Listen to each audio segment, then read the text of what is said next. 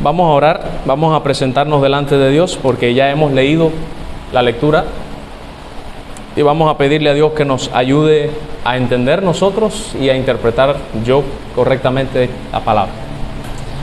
Padre, nos acercamos delante de ti, revestidos y cubiertos por la justicia de Cristo. Te pedimos, Señor, que tu palabra nos ayude a conformarnos a la imagen de Él. Padre, utiliza esta porción de la Escritura para que cada uno de nosotros entienda que tenemos que caminar y andar, comportarnos de una manera digna, conforme a la vocación con la que tú nos llamaste. Ayúdanos a ser, Señor, recíprocos, si es que pudiéramos hablar así humanamente, en el trato que tú nos diste. Si fuiste tan bueno con nosotros, dándonos tantas bendiciones espirituales, ayúdanos que como resultado de haber entendido lo que has hecho por nosotros, nosotros vivamos, andemos en vidas piadosas y santas. Caminemos como caminó Cristo, para que tú recibas gloria y para que adornemos la doctrina con nuestra conducta. Señor, si te place, te lo rogamos en el nombre de Jesús. Amén. Bien, hemos estado estudiando la epístola de Efesios expositivamente y como bien les dije cuando empezamos, la epístola de Efesios está dividida en dos partes principalmente.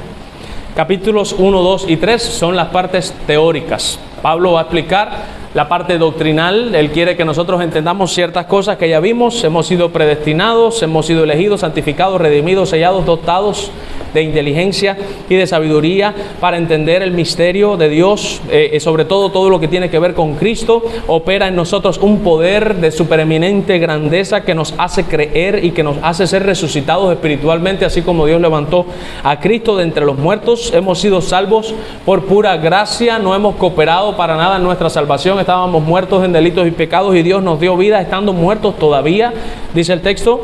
Hemos sido incorporados a la familia de Dios, hemos sido incorporados al pueblo de Israel, vamos a decirlo así. Somos un Israel espiritual, unidos a ellos en un solo cuerpo, en un solo templo, en un solo hombre, en una sola creación.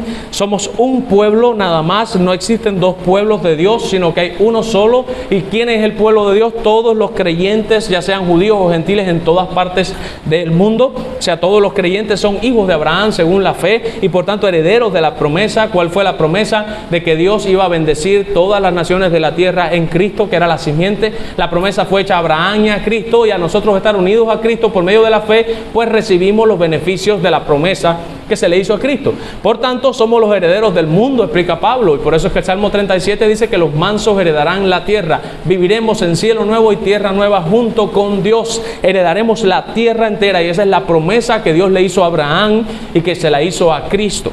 También hemos entendido de que nosotros, al estar unidos a Dios y al estar unidos a Cristo, tenemos disponibles todas estas bendiciones espirituales y que tenemos que hacer un uso correcto de ellas. Pablo oró y le pidió al Señor para que nosotros estuviésemos conscientes de toda esa bendición tan grande que tenemos a nuestra disposición y también para que la usemos. Bueno, después de haber dicho toda esa parte teórica, ahora él viene a explicar la parte práctica. Pablo se enfoca ahora en cómo debemos vivir una vida que sea coherente con las doctrinas que Pablo ha venido explicando en los primeros 3 capítulos. Y es muy parecido a lo que leyó Robert en el devocional Romanos 12:1. Así que, hermanos míos, os ruego por las misericordias de Dios que presentéis vuestro cuerpo como un sacrificio vivo, santo y agradable a Dios, que es vuestro culto racional, y no os conforméis a este siglo, sino transformaos por medio de la renovación de vuestro entendimiento. Lo que Pablo está diciendo es que a medida que entendemos cosas del Evangelio, pues lo correcto es que ese entendimiento renueve nuestra vida, y ese renuevo tiene que ver con alejarnos del mundo y acercarnos a Dios. Lo que estaba diciendo Pablo, les ruego por las misericordias de Dios. ¿Cuáles son las misericordias de Dios? Los capítulos desde el 1 hasta el 11 en Romanos, en donde se habla de la justificación, de la imputación de la justicia de Cristo, donde se habla prácticamente el Evangelio explicado, de la elección, todas esas cuestiones. Después de haber entendido la justificación, después de haber entendido la depravación que teníamos y cómo nos justificaron y cómo fuimos elegidos según el beneplácito de Dios por su pura gracia, no por obras que nosotros hubiésemos hecho. Después de haber entendido esas misericordias de Dios, el resultado es que tenemos que transformarnos más a la imagen de Cristo, alejándonos del mundo. Lo mismo dice Pablo aquí. Ya hemos entendido que hemos sido predestinados, unidos a la familia de Dios. Ahora él empieza a decir, bueno, una persona que de verdad ha entendido esto, se va a comportar de esta manera. Por eso es que la vida cristiana demuestra la teología de la persona. Si una persona ha entendido el Evangelio y lo ha creído, el resultado inevitable va a ser que va a vivir en consonancia con eso que cree. Por tanto, de ahí que la verdadera salvación se muestra por el obrar de las personas. Nadie puede decir que ha creído en Cristo y se ha arrepentido si su vida no está moldeada o conformada al Evangelio. Pablo va a explicar ahora cómo se ve una vida piadosa, cómo se ve, cómo se vive una vida de una persona que ha entendido todas estas cosas que explicamos anteriormente. Y ahí es donde comienza el versículo 4. En primer lugar, yo he dividido en 3 partes como tal esta vida piadosa de la que Pablo habla, pero es un texto bastante enredado, déjenme decirle. Me costó mucho trabajo, porque dentro de esos 3 puntos, cada punto, sobre todo el tercero, tiene subpuntos, que por ejemplo, dentro del tercer punto yo tengo 4 subpuntos. O sea, hay 4 explicaciones dentro del tercer punto solamente. El primer punto es que Pablo enseña que tenemos que andar en humildad y en mansedumbre. Y eso es lo que dice el versículo 2, con toda humildad y mansedumbre, soportándonos unos a otros. En segundo lugar, Pablo enseña que tenemos que ser solícitos en guardar la unidad. Y eso es lo que va desde el versículo 3 hasta el 6. Se dan cuenta que desde el 3 hasta el 6 está diciendo que tenemos que ser unidos porque tenemos un solo bautismo, un solo Señor, una sola fe. Hay muchas cosas que nos unen. Y en tercer lugar, que tenemos que utilizar todos los dones que Dios nos dio para la edificación del cuerpo de Cristo, o sea, de la iglesia. Ahora, dentro de ese tercer punto, que es el último, hay varios subpuntos. En primer lugar, el primer subpunto es que los dones son conferidos como resultado de la victoria de Cristo. En segundo lugar, está hablando de los 4 ministerios, y voy a explicar por qué creo que son 4. En tercer lugar, viene por qué es que Él dio esos dones, o sea, cuál es el objetivo de que Él los dio, que es perfeccionar a los santos. Y en cuarto lugar, esos dones sirven para 2 cosas: evitar cosas y lograr cosas. Esa es básicamente la estructura de mi sermón. Vamos a empezar. En primer lugar, Pablo dice que tenemos que andar una vida que ha entendido todas estas verdades espirituales. Lo primero que hace es que anda en humildad y en mansedumbre. Y es lo que dice el versículo 2. Leemos unidos, dice: yo pues, preso en el Señor, les ruego que anden como es digno de la vocación con que fueron llamados. Les ruego, hay una rogativa ahí de parte de Dios de que andemos. La palabra andéis ahí en el griego original significa literalmente andar, caminar, pasearse, pero en un sentido figurado, que es obviamente en el sentido que lo está diciendo aquí, significa literalmente vivir, comportarse, conducirse. O sea, vamos a utilizar comportarse, que es la que me interesa a mí. Pablo está diciendo que él nos ruega que nosotros nos comportemos, tengamos una conducta, y esa conducta tiene que ser una conducta que sea digna de la vocación con que Dios nos llamó. Ustedes saben, cuando algo es digno, significa que merece. O sea, tenemos que tener una vida que pareciera que merece la vocación con que nos llamaron. He buscado también la palabra vocación. La palabra vocación ahí tiene muchos significados en el diccionario, pero básicamente se refiere a la invitación o la inspiración de la invitación que Dios hizo. Ustedes saben que uno dice: tengo vocación por el magisterio, lo que quiere decir que sientes inclinación por ser maestro. Pero cuando yo busqué en el diccionario, vocación significa una pila de cosas que ni yo mismo sabía. Y la que se utiliza aquí es esa, la invitación con la que Dios nos llama.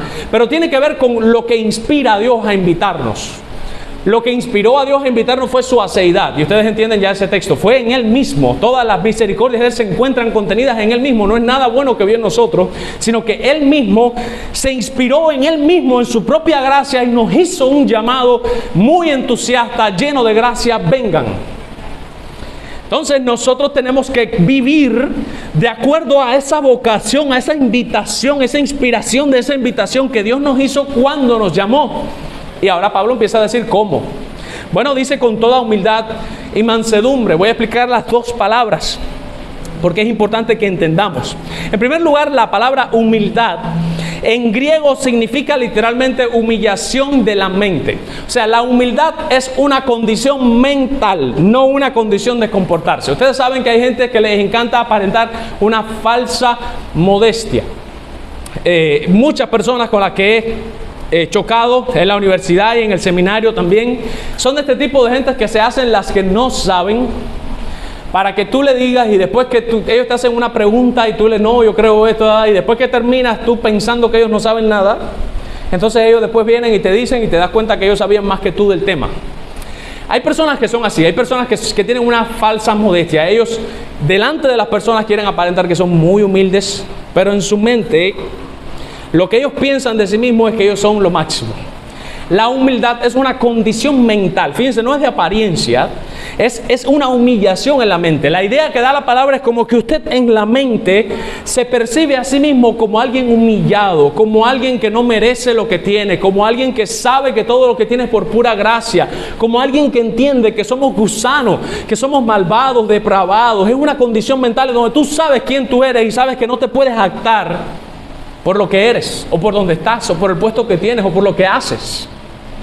La segunda palabra es mansedumbre. Y la voy a explicar porque yo sé que en esta iglesia y en la gran mayoría de las iglesias confunden la palabra mansedumbre. Generalmente, yo no sé si a ustedes les ha pasado, creo que a mí en el pasado me ha pasado, en donde usted da una respuesta, como digo yo, ubicar a alguien en tiempo y espacio, donde usted ubica a alguien, a un equivocado o una equivocada, usted le dice no, y lo ubica, y después te dicen, a ti te hace falta mansedumbre. Ahí te das cuenta que la persona no entiende lo que es la mansedumbre. Porque la Biblia dice, por ejemplo, que Cristo era el ser más manso que había. Él mismo, aprendan de mí que soy manso y humilde de corazón. Y sin embargo, usted ve en la Biblia a Cristo ubicando a los fariseos y les dice, erráis, ignorando las escrituras. Hipócritas, ¿quién los librará de la condenación del infierno? Y tú dices, oye, ¿no era manso? Sí, extremadamente manso. Él dijo que aprendieran de él. Sin embargo, ubicaba a las personas en tiempo y espacio. ¿Qué significa ser manso? La palabra mansedumbre tiene que ver con el control del carácter. Fíjense que la idea que da en el griego es como de un caballo salvaje que fue domado. O sea, la idea es que tú tienes el control de tu carácter. Te dan una mala respuesta, esa mala respuesta te provoca la ira, pero tú tienes ya tu carácter domado como un caballo, y cuando la ira quiere salir así, y le jalas las riendas y frenas esa ira y respondes con mansedumbre. No sé si me entienden. A eso es a lo que se refiere mansedumbre. Tiene que ver con la templanza, con el dominio propio, pero del carácter. Tú sabes controlarte. Te hablan agresivamente, tienes deseos de hablar agresivamente, pero a pesar de que tienes todo el deseo de hablar agresivamente, controlas todo eso y hablas con toda sencillez y con toda humildad. Eso es ser manso. Eso no significa que siempre, porque ven a Cristo, que en algunos momentos habló con gracia, en donde le dijo a la mujer adúltera, vete y no peques más. ¿Alguien te condenó? No, nadie. Yo tampoco te condeno. Pero ves en otros pasajes en donde dice hipócrita. Entonces eso lleva un momento y un lugar, no es siempre. Hay personas que merecen un raspe. Hay personas que merecen que sean ubicadas, en dependencia obviamente de la gravedad del pecado que estén cometiendo, o de la ofensa, la blasfemia o el agravio que estén haciendo. Pero básicamente ser manso significa eso, que usted tiene controlado su carácter.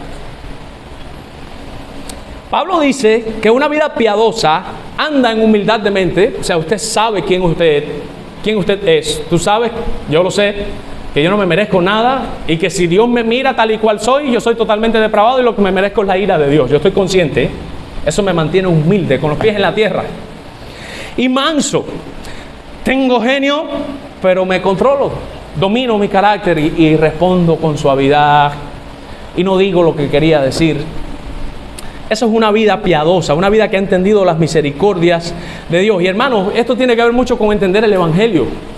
Porque cuando usted entiende el Evangelio, lo primero que usted hace es, cuando a alguien le haga una ofensa a usted, que usted lo ponga muy molesto, póngase en los zapatos de Dios y piense, usted se pasa la vida entera provocando a Dios a ira y sin embargo Dios no responde con ira, Él responde con misericordia y con gracia. Eso es lo que le pasa a Dios. Entonces viene el momento en que nos provocan a nosotros y nosotros queremos arrancar cabeza porque no nos parecemos a Dios. Dios no nos arranca la cabeza cada vez que nosotros pecamos, como dice Sujel Michelén. Sujel Michelén dijo, si yo fuera Dios, yo me hubiese quitado mi propia salvación ya unas cuantas veces, porque gracias a Dios que yo no soy Dios. A mí me pasa igual. Si yo fuera Dios, ya hubiese chapeado yo no sé cuántas iglesias, yo no sé cuántos pastores, yo no sé cuántos profetas, yo no sé cuántos apóstoles, ya yo los hubiese puesto un cáncer. Pero gracias a Dios que no soy Dios. Y de hecho debo arrepentirme de todos esos malos pensamientos. Dios no nos responde a nosotros como nosotros nos merecemos. No nos trata como nos merecemos. Porque Dios es manso. Cuando usted le hagan una ofensa, acuérdese de Dios y acuérdese del Evangelio. Y pónganse en el lugar de Dios y diga, bueno, si Dios me aguanta tanto a mí, ¿por qué no puedo yo aguantar a esta persona, a este agravio? Y perdone. Eso es lo primero. Debemos caminar en humildad y mansedumbre. Lo segundo, versículo 3 al 6, debemos ser solícitos en guardar la unidad del Espíritu, en el vínculo de la paz. Porque estamos todos en un cuerpo, todos tenemos un espíritu, todos fuimos llamados a una misma esperanza, a una vocación. Tenemos un solo Señor, tenemos una fe, tenemos un bautismo, tenemos un solo Dios, que es el Padre de todos nosotros, el cual es sobre todos, por todos y en todos. O sea, el segundo llamado, la segunda evidencia de una vida piadosa es que vamos a ser solícitos en guardar la unidad. ¿Qué significa solícito? La palabra en griego solícito significa hacer todo lo posible por, procurar activamente o literalmente esmerarse. Lo que Pablo está diciendo es que una persona que ha entendido estas verdades se va a esmerar, va a hacer un gran esfuerzo por guardar la unidad. Ahora noten, ¿cómo se guarda la unidad en la iglesia? Bueno, pues la manera en que se guarda la unidad dice claramente en el vínculo de la paz. Y si usted mira en el versículo anterior que dice con toda humildad y mansedumbre, soportándoos con paciencia los unos a los otros en amor. El verbo soportar da la idea en español, en griego y en cualquier idioma que es algo que no te es agradable, pero que tú haces un esfuerzo por aguantar. O sea, el propio texto está diciendo que hay personas en la iglesia que son difíciles de tratar. Y que nosotros tenemos que soportar a gente que son difíciles en la iglesia. Hermanos, la iglesia no es un lugar perfecto. Alguien me dijo que no venía a la iglesia porque aquí había mucha gente hipócrita. Y yo le respondí, mira, por eso es que todos vamos a la iglesia. ¿Y tú sabes por qué yo voy a la iglesia? Porque yo soy un hipócrita. Porque yo soy un mentiroso, porque yo soy un envidioso.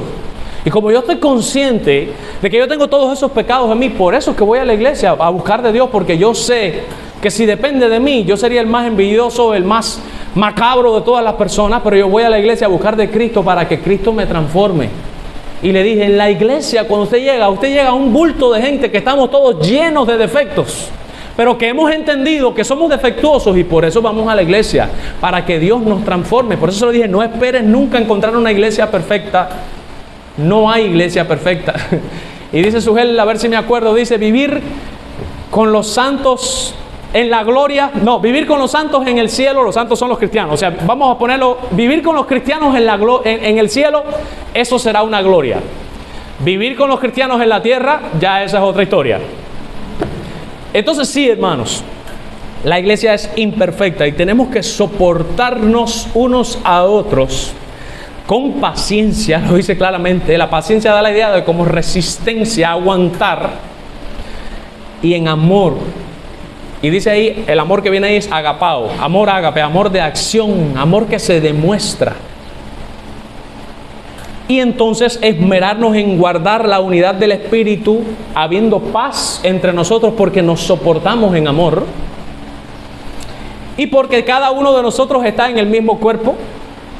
Cada uno de nosotros tiene el mismo espíritu. Cada uno de nosotros fue llamado a la misma esperanza. Cada uno de nosotros tiene un solo amo, o sea, un Señor. Cada uno de nosotros tiene una sola fe. Cada uno de nosotros tiene un solo bautismo. Y cada uno de nosotros tiene un solo Dios, que es el Padre de todos, el cual es en todos y sobre todos. Y ese es el vínculo que nos une. Si usted mira el texto, ¿con quién es uno usted? O sea, usted es uno con los testigos de Jehová, porque los testigos de Jehová también creen en Dios. Usted es uno con los adventistas porque ellos creen en Dios. Usted es uno con los mormones porque ellos también creen en Dios. No. ¿Con quién es usted uno? En primer lugar, de atrás para adelante, usted es uno, usted tiene unidad con todos aquellos que son hijos de Dios. En segundo lugar, usted tiene unidad con aquellos que fueron bautizados en el cuerpo de Cristo. Aquí está hablando no del bautismo en el bautisterio, está hablando del bautismo en el cuerpo, la idea de unir, unidos al cuerpo. O sea, todo el que está de verdad en el pueblo de Dios. Usted es uno con el que tiene la misma fe que tiene usted. Ahora, la palabra fe en la Biblia se utiliza de dos maneras. Se refiere a la fe, de que hay que creer en Cristo, y se refiere también a veces a la doctrina. Cuando tiene un artículo definido adelante y dice la fe, que más adelante viene, generalmente se está refiriendo a la doctrina que nosotros creemos. O sea, los que tienen la misma doctrina sana, esos son con los que yo estoy unido. Los que se someten al señorío de Cristo, esos son los que están unidos a mí.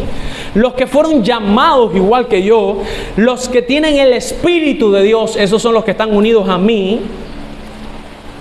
Y por consiguiente, todos los que no tienen eso no están unidos a mí. Yo no soy uno con un testigo de Jehová, yo no soy uno con un adventista, y yo no soy uno con un mormón. De hecho, no somos uno ni siquiera con muchos bautistas. Hablando de nuestra propia denominación. Esto hay que tenerlo claro. Ahora, dice Sujel Michelén, la unidad de la iglesia es promovida cuando la doctrina correcta nos lleva a vivir y a sentir de una manera correcta. Tercer punto. Debemos utilizar todos nuestros dones para la edificación del cuerpo de Cristo. Es lo que dice los versículos desde el 7 hasta el 16. Vamos a ir leyendo suavemente para ir analizando poco a poco. Vamos a leer primero hasta el 10. Del 7 al 10 dice: pero a cada uno de nosotros fue dada la gracia conforme a la medida del don de Cristo. Por lo cual dice, subiendo a lo alto, llevó cautiva la cautividad y dio dones a los hombres. Y esto de que subió, ¿qué es? Sino que también había descendido primero a las partes más bajas de la tierra. El que descendió es el mismo que también subió por encima de todos los cielos para llenarlo todo. Lo primero que vemos ahí es que Pablo nos está diciendo que cada uno de nosotros, miren el versículo 7, a cada uno de nosotros. ¿Quién es nosotros ahí? Nosotros todos los habitantes de la tierra, nosotros todos los cubanos, nosotros todos los latinoamericanos. No, nosotros los santos y fieles, que es como empieza la carta, o sea, los que están en Cristo, santos y fieles en Cristo. Toda aquella persona que está en Cristo Jesús tiene dones que Dios le dio, tiene regalos que Él les da, que sirven para usarse en el ministerio. Por eso es que yo no creo en el cristiano comején. ¿Cuál es el cristiano comején? El cristiano que para lo único que sirve es para estar sentado en el banco de madera. No, yo no tengo ningún don. Nunca puede dar una clase, nunca puede limpiar, nunca puede pintar, nunca puede hacer un mandado en la iglesia porque no tiene ningún don. Negativo. Todo el cristiano que está convertido de verdad dice que a cada uno de nosotros nos fue dada la gracia. Todo el mundo tiene un don. Todo el que está convertido tiene al menos uno. ¿Para qué? Dice que fue conforme a la medida del don de Cristo. Esto es lo segundo que quiero que noten. Hay personas que tienen don y de hecho pueden encontrarse dos personas que tienen el mismo don y sin embargo uno lo tiene más desarrollado que otro. Vamos a decirlo así. ¿Por qué? Porque dice claramente que Cristo da el don conforme a una medida. O sea, Él lo da, hay algunos que le da más que a otros. Y eso es lo que enseña la parábola de los talentos. A algunos le da 2 talentos, a otro le da 5, a otro le da 10. Por eso usted ve 2 personas que tienen don de servicio, por ejemplo, 2 personas que tienen el don de servicio. Los 2 sirven, pero hay uno que no puede estar tranquilo, tiene que estar sirviendo todo el tiempo. Y el otro sirve cuando hace falta. ¿Ve? Está disponible siempre, pero hay uno que... Yo sé que se están riendo. Yo sé de quién están pensando. Entonces, se dan cuenta, el mismo don de servicio, pero uno tiene más medida del don que el otro. Lo mismo ocurre con todos los dones. Maestros de niños, se dan cuenta que todos enseñan, todos saben enseñar, sin embargo hay unos que lo saben hacer un poquito mejor que el otro. Hay algunos que saben expresarse mejor que el otro a la hora. Hay algunos que tienen ideas más brillantes, vamos a decir así, mientras que el otro dice, bueno, aquí pintan una gráfica en un papel, al otro se le ocurre traer una lámina y en la lámina le recorta un pedacito y camina por el valle. Mire, vino caminando y se encontró y se le ocurren esas cosas que tú dices, wow, se le fijó, porque tiene el don con más medida. Dios le da a todos, pero no a todos le da la misma medida. Dios hace esto para glorificarse, porque aunque usted no lo crea, es necesario esos distintos niveles de medida. Por ejemplo, en el propio don de enseñanza. Si ustedes se fijan, por ejemplo, en la manera en la que yo predico, ustedes se van a dar cuenta que la manera en la que yo predico es prácticamente casi que dando una clase, en donde yo voy explicando lo que significan las palabras, qué está queriendo decir. Y yo no escribo aquí en una pizarra, ustedes saben por qué no tengo, porque yo antes ponía la pizarra aquí con la tiza. Ustedes se dan cuenta que el don mío es más como del magisterio, es más de explicar. Sin embargo, hay otros pastores que enseñan y no es tanto como de ir dando la clase, sino como que te van haciendo como que una predicación. Por ejemplo, yo veo el mismo Sujel Michelén, y Sujel Michelén explica este texto y ustedes se dan cuenta que la manera en la que él lo enfoca no fue la manera en la que lo enfoqué yo. Y las dos cosas están bien, ¿sabes? Lo que él dijo de eso estaba perfecto y lo que yo estoy explicando también está bien. Sin embargo, está explicado desde dos maneras distintas y eso te hace ver el mismo texto desde otros ángulos distintos, hermanos. Eso es la multiforme sabiduría de Dios. Usted coge este texto, yo puedo ahora mismo predicar este texto y decir el domingo que viene Alexandro va a predicarlo. Y viene Alexandro desde su enfoque, como él lo ve, y lo explica el mismo texto. Y usted se va a dar cuenta que conmigo va a aprender, y cuando venga él va a aprender también. Y se va a dar cuenta que nos vamos a ir por distintos caminos, porque obviamente no tenemos la misma mente, no somos la misma persona. Pero al final de la jornada las dos cosas van a estar bien y las dos cosas van a ser buenas. Eso es sumamente importante. Esa es la multiforme sabiduría de Dios. Dios da dones, pero no todo el mundo tiene la misma medida del don. No todo el mundo tiene el mismo nivel de desarrollo del don. ¿Ok? Eso es lo primero que quiero que noten. Lo segundo es que los versículos del 8 al 10 vienen unos versículos. Hermanos, yo pasé un clase de trabajo con esto. Ya yo había estudiado anteriormente eso y había visto todas las posturas que hay y todas esas cosas, pero a la hora de la verdad yo decía, ay mi madre, Señor, Dios mío, ayúdame, porque no quiero decir una cosa que esté mal. Y a esa hora vuelvo yo, busca comentarios, nadie decía nada. Todo el mundo lo evita, todo el mundo era y se iba por otro lado. Y yo dije, ¿qué va? Yo tengo que encontrar esto. Y encontré algo. Le voy a decir primero todas las posturas que hay. Le voy a decir después cuál es la que yo considero que es más lógica, pero les voy a dejar claro que no estoy 100% seguro de que lo que voy a decir y cómo lo voy a interpretar es como es. Humano al fin, reconozco que puede haber alguna leve falla. ¿Ya? En los versículos del 8 al 10 dice, por lo cual dice, Pablo cita ahora el Salmo 68, si mal no recuerdo, versículo 18. Subiendo a lo alto, llevó cautiva la cautividad y dio dones a los hombres. Y miren el versículo 9, y eso de que subió a lo alto, ¿qué es? Sino que también había descendido primero a las partes más bajas de la tierra. Estos son los dos versículos difíciles ahí. Ahí hay varias posturas. Les voy a decir la primera postura. La primera postura es que cuando dice que subiendo a lo alto llevó cautiva la cautividad y dio dones a los hombres, y eso de que subió fue que descendió a las partes más bajas de la tierra, hay una postura que dice que cuando Cristo murió en la cruz del Calvario, de viernes a domingo, ¿dónde estuvo el Espíritu de Cristo? Porque Cristo dijo, Padre, en tus manos encomiendo mi espíritu, pero no se dice para dónde fue el Espíritu. Si subió para allá arriba con Dios al cielo o si bajó al infierno. Entonces hay una postura que dice que cuando dice que y esto de que subió, ¿qué es? Sino que también descendió primero a las partes más bajas de la tierra. Se refiere a que Cristo fue al infierno. No especialmente a quemarse, porque Cristo no tenía pecado. Pero esta doctrina dice que el infierno estaba dividido en tres grandes secciones. El Tártaro, donde están atados los demonios que van a ser sueltos en la gran tribulación.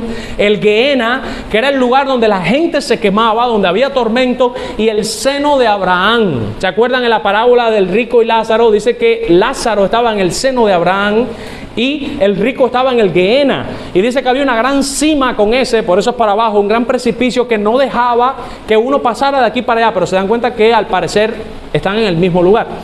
Por eso es que hay una postura que dice que Cristo bajó al seno de Abraham, o sea, donde estaban todos los salvos que habían muerto antes de que Cristo hubiese hecho la expiación en el Calvario.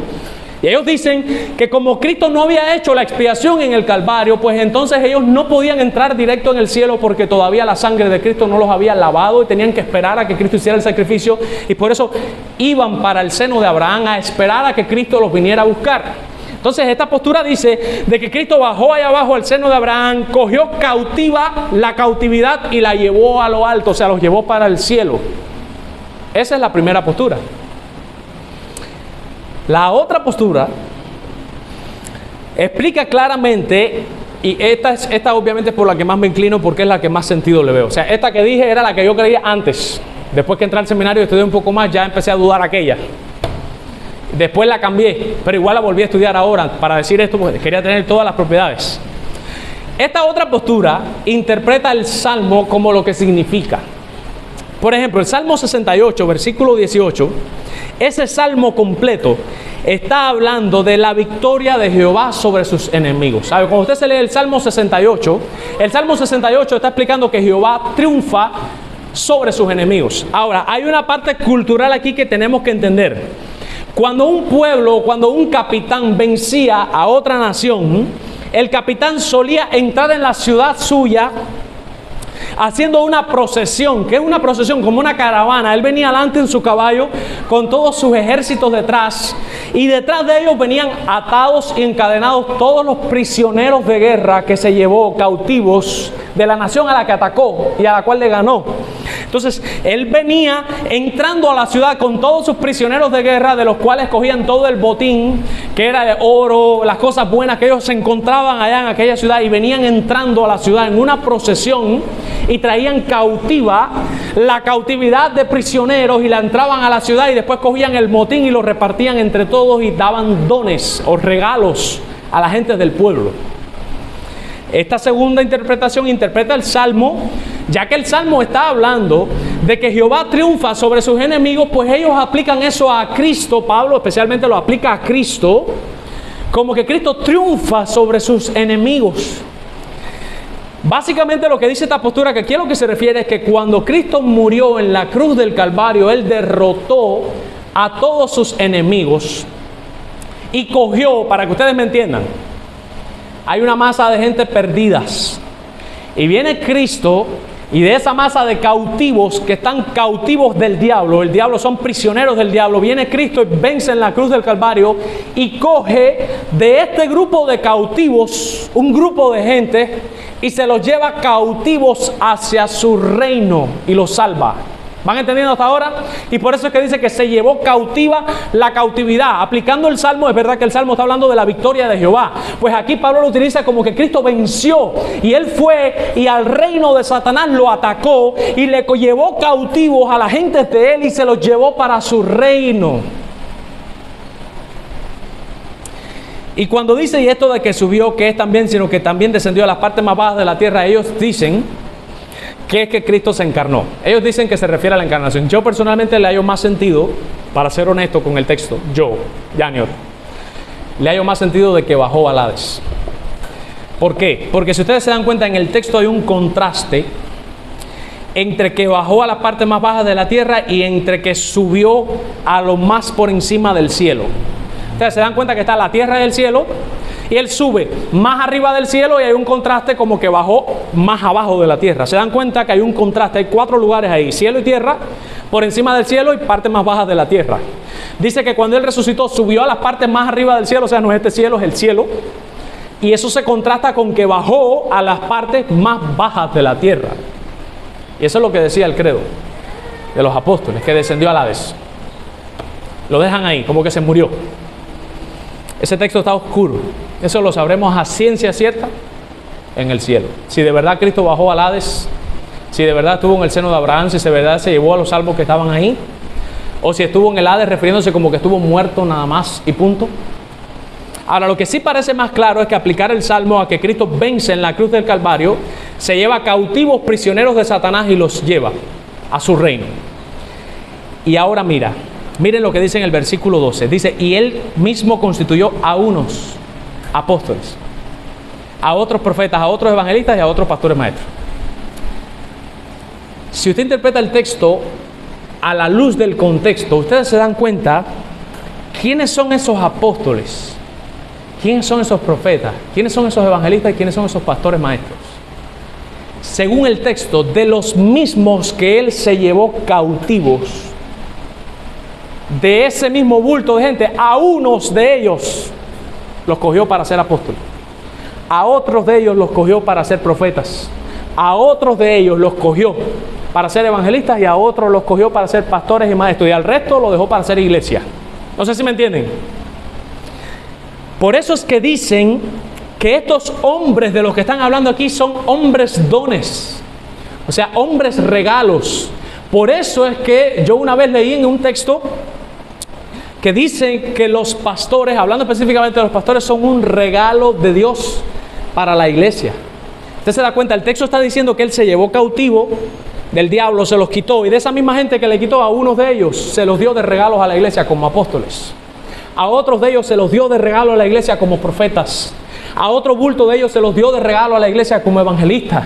Y a otro grupo de ellos se los dio de regalo a la iglesia como pastores maestros, que iban a enseñar a este otro grupo que se quedó, que no les dio esos 4 ministerios. ¿Por qué digo 4? Y ese es el segundo subpunto del tercer punto. Porque hay una regla aquí que nosotros no podemos obviar.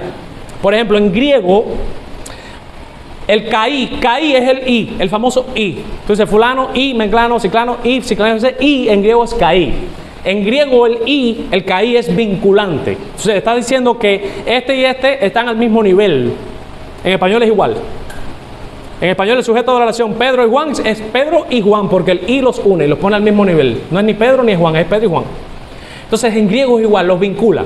Ahora, para tú separar un grupo del otro en griego tienes que ponerle un artículo. Por ejemplo, tendrías que decir los apóstoles y los profetas, para que tú sepas que hay 2 grupos. Si le pones el los delante a profetas, ya tú sabes que hay un grupo que es los apóstoles y hay otro grupo que son los profetas. Así lo hace, de hecho pone a unos apóstoles y le pone el artículo. Apóstoles tiene artículo, profetas tiene artículo, evangelistas tiene artículo, pastores tiene artículo, pero maestros no tiene artículo. Y están unidos por el caí, que es el i. Como están unidos por el caí y maestros no tiene artículo, significa que pastor y maestro es el mismo grupo de hombres. O sea, se puede traducir como pastores _ maestros. Lo que está diciendo el texto es que todo pastor es un maestro. Aunque no todo maestro es un pastor, sí, todo pastor es un maestro. Yo he escuchado personas decir de algunos pastores, él es un gran maestro, pero él no es un pastor. Eso es un error garrafal. Para que un pastor sea pastor, tiene que ser maestro, tiene que tener el don de la enseñanza, y es lo que dice Pablo, tiene que ser apto para enseñar. Si la persona no sabe explicar la Biblia, no sabe enseñar, no sabe dar una clase, no sabe exponer un texto, aunque diga que se le paró el mismo Jesús delante a decirle que era pastor, ahí no hay pastorado en ningún lugar. Ahí usted ve los errores garrafales estos que se cometen, que vienen personas que no saben leer, no saben hablar, no saben explicar coherentemente una idea, pero gloria a Dios, ellos son pastores. No, si no sabe enseñar, ahí no hay don pastoral en ningún lugar. Los pastores maestros, son un regalo de Dios para la iglesia. Lo mismo ocurre con los evangelistas. ¿Qué pasa con los apóstoles y con los profetas? Si usted mira, vamos a ir a ese texto en Apocalipsis capítulo 21, versículo 14. Miren lo que dice Apocalipsis 21, 14. Dice, y el muro de la ciudad tenía 12 cimientos, y sobre ellos los 12 nombres de los 12 apóstoles del Cordero. Lo voy a volver a leer. Y el muro de la ciudad tenía 12 cimientos, y sobre ellos y sobre ellos los 12 nombres de los 12 apóstoles del Cordero. En Apocalipsis 21, 14 deja claro que hay solamente 12 apóstoles, nada más. Y ustedes saben que en numerología el número 12 es el número del pueblo de Dios. Eran 12 tribus, eran 12 apóstoles. Eso es un número clave, y por tanto yo personalmente creo que los apóstoles son los 11 que quedaron de Jesús más Pablo, y se acabó. No hay más apóstoles. Vemos también en el propio libro de Efesios, en el capítulo 2, el versículo 20, que dice claramente que nosotros somos edificados sobre el fundamento de los apóstoles y profetas. ¿Qué significa eso? Que los apóstoles y los profetas, el objetivo de ellos era poner el fundamento. Para ponérselo en términos claros, poner la zapata, echar la zapata del edificio. Recuerden que después empieza a hablar de nosotros como un edificio que es edificado. Ellos ponen la zapata. Y usted sabe perfectamente que en una construcción la zapata se echa una sola vez y después nunca más se vuelve a echar. Por eso es que no hay más apóstoles ni tampoco hay más profetas. Porque hacían falta apóstoles y hacían falta profetas para que echaran el fundamento del edificio. Ya el fundamento está puesto, no hace falta otro fundamento. Pablo dice que no hay otro fundamento, el fundamento es Cristo. Por tanto, los oficios de apóstoles y el oficio de profeta, los oficios de apóstoles y de profeta no son necesarios porque ya el fundamento está puesto. Por tanto, ¿qué nos queda? Evangelistas y pastores maestros. ¿Quiénes son los evangelistas? Personas que tienen una capacidad, una habilidad dada por Dios, una gran pasión misionera de irle predicando el evangelio a todo el que se le para adelante. Y los pastores maestros, ¿quiénes son? Bueno, pues los obispos del rebaño que se dedican a enseñar a la iglesia. Esa es la función principal del pastor. El pastor pastorea enseñando. Tiene que ser un maestro por excelencia. Tercer subpunto, ¿cuál es el objetivo de todos estos hombres dones que Dios le da?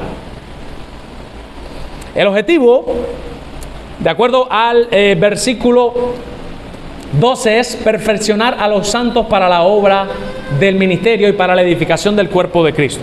Lo que está diciendo el texto es, ¿quiénes son los que hacen la obra del ministerio? ¿Los pastores maestros? ¿Los evangelistas? ¿Quiénes son los que hacen la obra del ministerio? La iglesia. ¿Cuál es mi función en esta iglesia?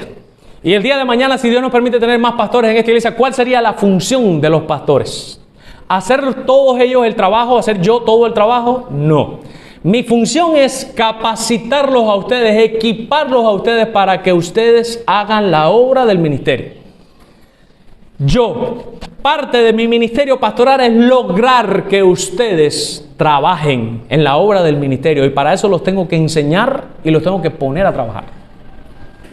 Esa es la función, equipar a la iglesia para que sirva en el reino. Y mire lo que dice Sujel Michelén: Dios no diseñó a la iglesia para que los pastores hagan todo el trabajo, sino para que ellos equipen a los creyentes y para que la iglesia haga el trabajo del ministerio. Para edificación, sirviendo en la iglesia. Miren, usted dice, yo quiero servir a Dios. Yo le voy a responder una pregunta: ¿cómo usted sirve a Dios? Porque algunos de ustedes quizás puedan tener esa inquietud: yo quiero servir a Dios. Y tú dices, Señor, ¿cómo te sirvo? Voy a decirles cómo te sirves a Dios y cómo tú le haces afrenta a Dios. La iglesia está unida a Cristo por medio de la fe.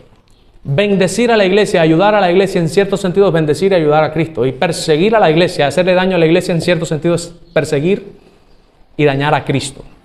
¿Cómo lo sabemos? Cuando Pablo iba por el camino, que se le aparece Cristo, ¿qué le dijo? Saulo, Saulo, ¿por qué me persigues? Mi pregunta, ¿a quién estaba persiguiendo Pablo? A la iglesia. O sea que perseguir a la iglesia es perseguir a Cristo. Hacerle daño a la iglesia es hacerle daño a Cristo. Y viceversa. Hacerle un bien a la iglesia es hacerle un bien a Cristo. Es lo que dice Cristo también: por cuanto a uno de los más pequeños míos se lo hicieron, a mí me lo hicieron. Señor, ¿en qué momento te vimos desnudos y te cubrimos? ¿En qué momento te vimos sediento y te dimos agua? Y dijo, por cuanto se lo hicieron a uno de los míos, a mí me lo hicieron. Por tanto, usted quiere servir a Dios. ¿Usted sabe cómo se sirve a Dios? Sirviendo a la iglesia. Cuando usted hace algo por el bien de la iglesia, ese servicio que se le hace a la iglesia es el servicio que usted le da a Dios. Por tanto, si usted quiere ser útil en esta vida, busque un lugar en la iglesia en donde usted pueda servir de acuerdo al don que Dios le dio. ¿Sabe limpiar? Limpie. ¿Sabe pintar? Pinte. ¿Sabe romper? Cuando haya que desbaratar una pared, venga y demandarla. ¿Sabe hablar? Pues entonces póngase a invitar gente a la iglesia. ¿Sabe recitar? Pues componga poesías preciosas para el Señor. ¿Sabe hacer lo que sepa hacer? Sirva al Señor. Sirviendo a la iglesia. Miren esto. Cuarto subpunto. Dice claramente, versículo 14, ¿para qué es que Dios quiere? Desde el 13, ¿para qué es que Dios quiere que la iglesia se edifique y que los santos nos edifiquemos unos a otros? Dice, para que lleguemos a la unidad de la fe. Ahí está la fe con el artículo. Llegar a la unidad de la fe, como la fe está ahí con un artículo, puede estarse refiriendo a la doctrina. Para que lleguemos a una unidad doctrinal en donde todos creamos lo mismo. Y del conocimiento del Hijo de Dios, para que todos lleguemos a un varón perfecto. Ese es el objetivo de la iglesia. El objetivo de venir aquí no es vernos, el objetivo de aquí es ser edificados mutuamente para llegar a ser como Cristo. Para que todos lleguemos a la estatura de la plenitud de Cristo y para que ya no seamos, miren esto, niños fluctuantes. ¿Por qué Pablo utiliza ahí la palabra niños? ¿Se recuerdan? Hay una palabra que a mí me gusta utilizar. La Biblia habla de los simples. Yo prediqué aquí de la gente simple. Nosotros en español tenemos una palabra para eso, simplones. Como dice, ¿qué simplón es fulano? ¿Qué simplona es fulana? Bueno, la Biblia habla de los simplones. Y la Biblia habla mal de los simplones. De hecho, la Biblia dice que Dios no quiere que nosotros seamos simplones.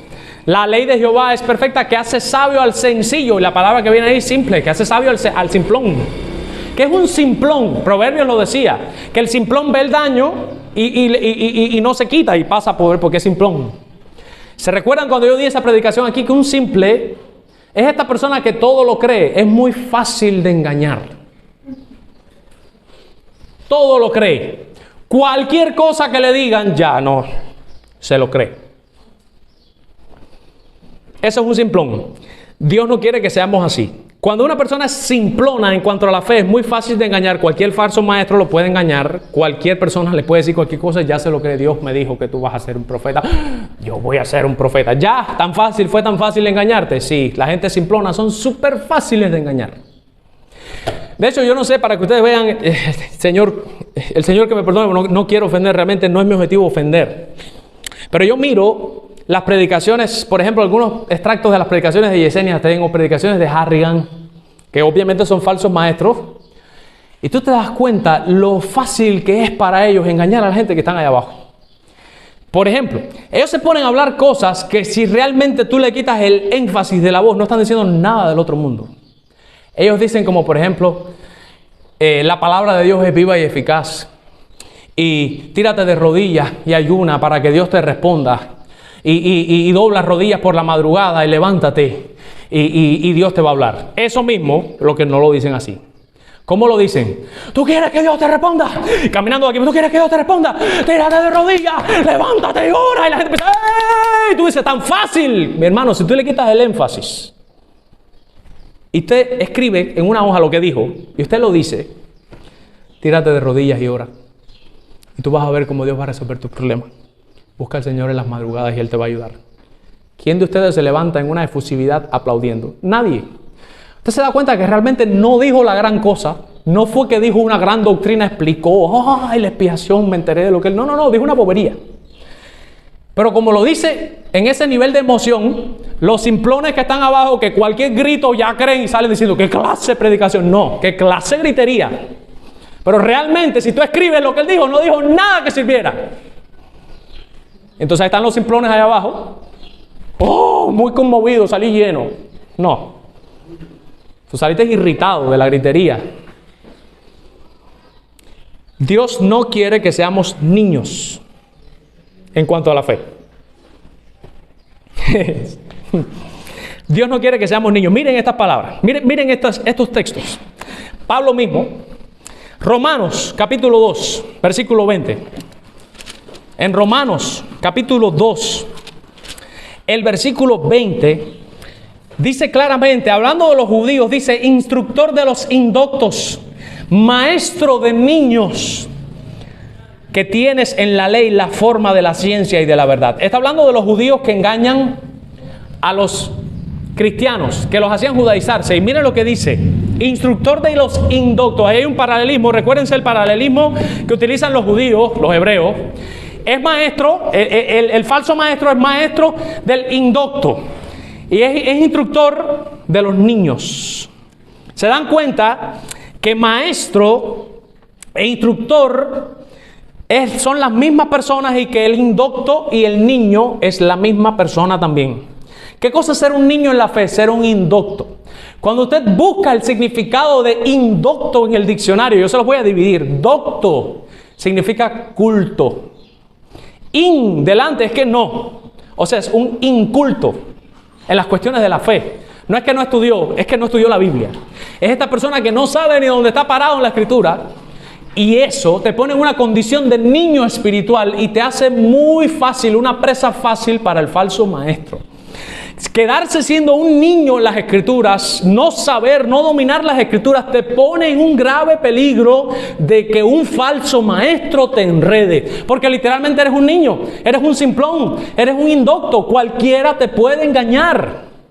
Por eso es que Pablo hace tanto énfasis en llegar al conocimiento del Hijo de Dios, como lleguen a conocer. Pablo mismo también, en 1 Corintios, capítulo 3, versículo 1, vuelve a utilizar esta misma palabra, donde dice: de manera que yo, hermanos, no pude hablaros como a espirituales, sino como a carnales, como a niños en Cristo. Vimos en Romanos que Pablo consideraba que un niño era un indocto. Ahora vemos que Pablo considera que un niño es un carnal. Está inmaduro en la fe. Y en Hebreos, que Hebreos el autor no se sabe quién es. Muchos consideran que es Pablo, otros consideran que no. Capítulo 5, versículo 13. Dice: y todo aquel que participa de la leche es inexperto de la palabra de justicia. Es inexperto, perdón, en la palabra de justicia, porque es niño. Todo aquel que participa de la leche. Ustedes saben que él está hablando ahí de la leche y de la vianda. Él dice: yo no quiero darles leche, quiero que ustedes coman vianda. Él dice aquí alimento sólido. Él quiere que lleguen a un nivel en que ya la leche no les sea suficiente. Y él lo compara con un niño. Cuando un niño está muy chiquitico, usted coge un niño de meses, de 6 meses, que ya 3 meses, y usted coge y le hace un puré y se lo da y el niño se va en diarrea. Su estómago no está diseñado todavía, no ha llegado a la madurez para aguantar esa comida. Menos si le da frijoles, chícharo, o revienta. Pero usted le da leche, sí, la leche sí la tolera. Pero cuando llega un momento en que ya el niño crece, que tiene 2 o 3 años y te dice: mami, tengo hambre, dame el almuerzo, y usted le da un pomo de leche en el almuerzo, y usted dice: no, esto es un agua, esto no me llena. ¿Qué necesita? Alimento sólido. Bueno, eso mismo ocurre en el ámbito espiritual. En la iglesia hay gente que son como niños. Tú le dices aquí que somos predestinados y que Dios nos eligió, ya, eso no lo pueden digerir, un bombazo. ¡Buah! Se van, no pueden aguantar eso. Y viceversa, hermano, cuando uno ha llegado a un nivel de madurez, y eso yo estoy seguro que a muchos de ustedes ya les ha pasado, porque yo sé que ustedes han ido a algunos eventos y me lo han dicho: ay, por Dios. Cuando ya uno se adapta a un nivel de alimento sólido, vas después a otro lugar donde te dan una lechita y un agua azúcar y tú dices: por Dios la vida, ¿qué es esto? Ya no puedes. Ya literalmente se vuelve intolerable para ti. Ya no puedes tolerarlo. No estás acostumbrado a eso. Pablo no quiere que seamos niños. Pablo no quiere que seamos simplones. Pablo no quiere que seamos indoctos. Pablo no quiere que seamos carnales. Pablo no quiere que estemos a base de leche o azúcar. Pablo quiere alimento sólido en la iglesia. Y para eso Cristo ha dado hombres como regalos a la iglesia, como pastores maestros, para que los instruyan con alimento sólido, no con leche. Mi esposa y yo, nosotros a veces hablamos de un pastor X, que no voy a mencionar obviamente, por una cuestión de ética, que sus clases de escuela dominical son el ciego Bartimeo, la viuda de Sarepta. Son literalmente las clases que Macy coge y le da a los niños allá afuera. Esas son las clases de la escuela dominical en esa iglesia. Ese pastor habla de cualquier historia, llega ahí, la parábola de los talentos, y empieza, dice cualquier bobería. Hermanos, el nivel de una clase de niños de aquí, de esta iglesia, es más profundo que la clase de la escuela dominical que ese pastor da. No les estoy exagerando. Aquí los niños están memorizando cómo pueden encontrar a Cristo en cada libro de la Biblia. Eso es teología bíblica. Y sin embargo hay otras iglesias en donde la predicación, sal de Gofén, una bobería. Una historia, cualquier historia bíblica. Jonás, se lo tragó el pez y lo botó. Ya, esa es la historia, una clase de niños de primarios superiores. No, esa no es la voluntad de Dios. Eso es para cuando usted está recién convertido, pero ya cuando usted lleva años en la iglesia, usted no puede estar en eso todavía. Usted tiene que crecer. Porque si usted es un niño, dice el texto, y quiero que miren el texto de nuevo, dice que si usted es un niño, usted va a ser fluctuante y va a ser llevado por doquiera de todo viento de doctrina. Cualquiera lo va a poder enredar por estratagema de hombres que para engañar emplean con astucia las artimañas del error. ¿Qué cosa es una estratagema? La estratagema es como decir un sofisma. ¿Sabe lo que es un sofisma? Un sofisma es una declaración que parece verdad, pero no es verdad. O sea, cuando tú lo oyes por primera vez, tú dices, parece verdad. Por ejemplo, un sofisma, en los tiempos de antes de decir, el sol se mueve y es el que camina en el espacio y nosotros estamos aquí quietos. Humanamente pensando, ¿tiene lógica? Tiene tremenda lógica. Si usted no tiene ningún satélite como hay ahora que salga para allá afuera y mire que es la Tierra la que se mueve, que la Tierra es redonda, ¿qué es lo que usted cree? Que la Tierra es plana y que es el sol el que camina. Y usted viene y se para y dice, la Tierra es plana y el sol es el que se mueve. Y usted dice, sí, es verdad, tiene lógica. Eso es un sofisma, porque es una declaración que parece verdad, pero no es verdad. Entonces, eso es lo que hacen los falsos maestros. Usan la Biblia y dicen cosas que parece verdad, pero no es verdad. Dios te escogió porque Él sabía que tú ibas a creer, porque Dios es un caballero. Y tú dices, oye, parece verdad. Pero cuando usted estudia la Biblia, usted se da cuenta que Dios mandó un pez a que se tragara a Jonás y lo tuvo 3 días ahí abajo y después lo mandó a que lo vomitara, lo obligó, lo forzó a que fuera a Nínive. Y usted dice, ¿en qué momento Dios le pidió permiso a Jonás? ¿Dios respetó el libre albedrío de Jonás? No, porque Jonás no quería ir a Nínive y Cristo lo obligó a que fuera a Nínive y que predicara. Y fíjense, si no quería, que cuando Nínive se arrepintió, Él le molestó que se arrepintieran y Dios lo forzó. Ah, pero Dios tiene el libre albedrío, Dios respeta, Dios es un caballero. Eso es un sofisma. Eso es un estratagema de falsos maestros que utilizan para engañar a los niños, los que no saben nada de Biblia, los indoctos. Ay, sí, es verdad. No, no es verdad. Es una mentira. Y si es el maestro que lo está enseñando que de verdad lo cree, la única conclusión lógica que queda es que el propio maestro es un niño en la fe. Porque le voy a decir que hay maestros que son falsos maestros, pero no porque sean mala gente. Es que no han crecido en su conocimiento, son niños también.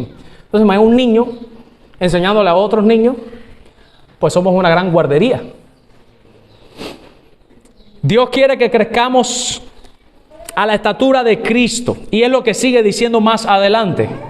Dice claramente, sino que siguiendo la verdad en amor, siguiendo la verdad ahí, la buena doctrina, siguiéndola, crezcamos en todo en aquel que es la cabeza, crezcamos en Cristo, de quien todo el cuerpo bien concertado y unido entre sí por todas las coyunturas, se ayudan mutuamente según la actividad propia de cada miembro y recibe su crecimiento para ir edificándose en amor. ¿Se dan cuenta que la manera en la que nos edificamos es todos aportando nuestros dones entre todos? Como dice el dicho, entre todos podemos lograrlo. Miren lo que dice John MacArthur acerca de los falsos profetas.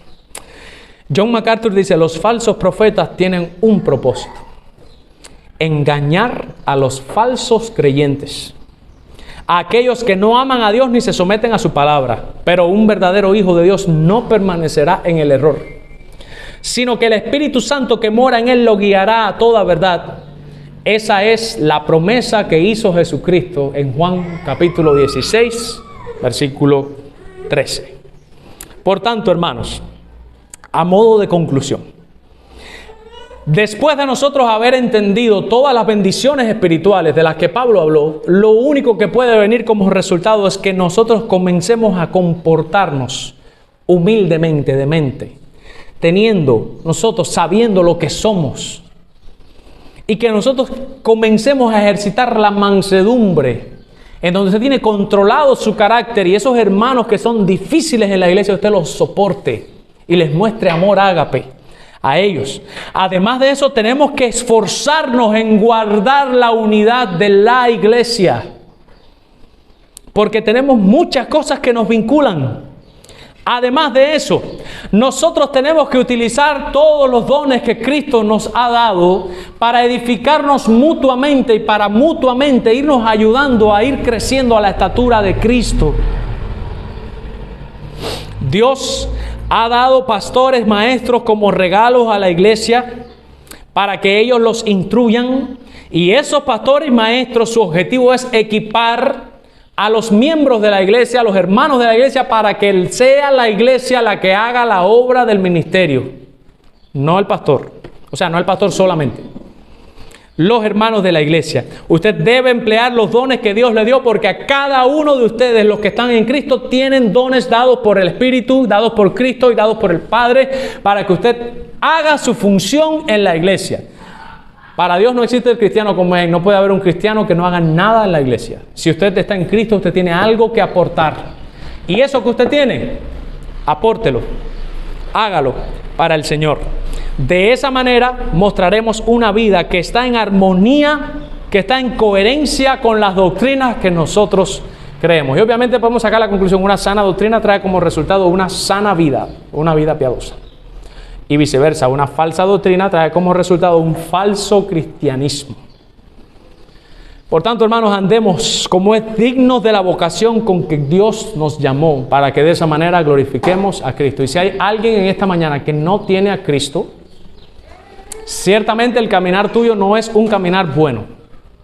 Pero hay una promesa: todos aquellos que son llamados por Dios y vienen y responden a ese llamado, Dios los va a hacer andar como es digno de ese llamado.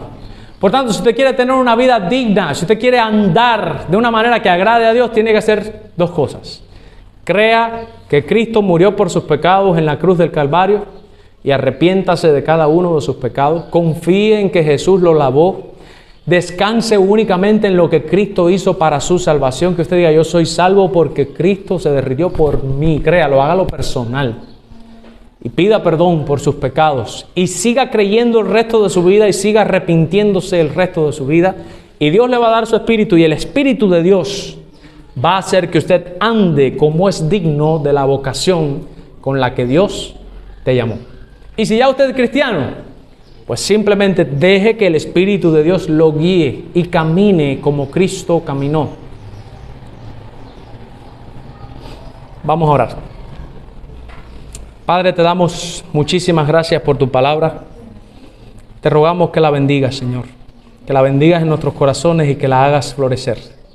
Ayúdanos a caminar dignamente. Ayúdanos a tener vidas piadosas. Padre, hazlo para tu propia gloria. Te lo rogamos en el nombre de Jesús. Amén.